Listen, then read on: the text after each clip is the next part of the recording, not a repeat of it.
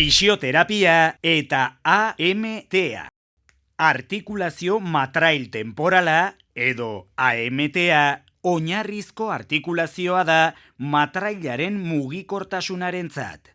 Ari esker hitz egin dezakegu edota elikagaiak murtxikatu. Esan gabe doa, haren funtzionamendua konplexua dela eta etengabe mugitzen dela. Haren alterazioek disfuntzio matrail temporalak sortzen dituzte. Haien artean, ahoaren irekieraren mugaketa eta desbideraketa, baita lateralitatearen mugaketa eta artikulazio barneko zarata ere. Horiek guziek, kaltea dakarkiote mintzaira, murtxikatze eta irensketaren multzo funtzionalari.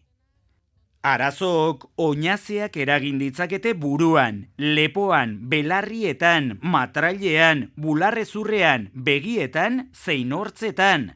Ahantzi gabe, burrunbak, akufenoak, zorabioa, oreka galtzea, arazo bisualak, jarreranen alterazioak eta sentsazioa. Sintoma horietakoren bat pairatzen baduzu, jo ezazu fisioterapeutaren arazo horiek arakatu, baloratu eta tratatu ahal izateko.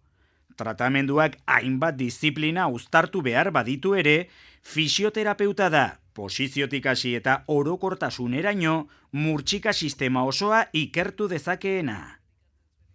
Gainera, fisioterapeuta patologia horretan lagungarri izan dakizuke jarrerak berrezteko, adibidez, jateko zein ikasteko tenorean nola esertzen zaren, eta bruxismoa eta beste ohitura batzuk zuzentzeko, esaterako, azkazalak edota boligrafoak ozkatzeko joera.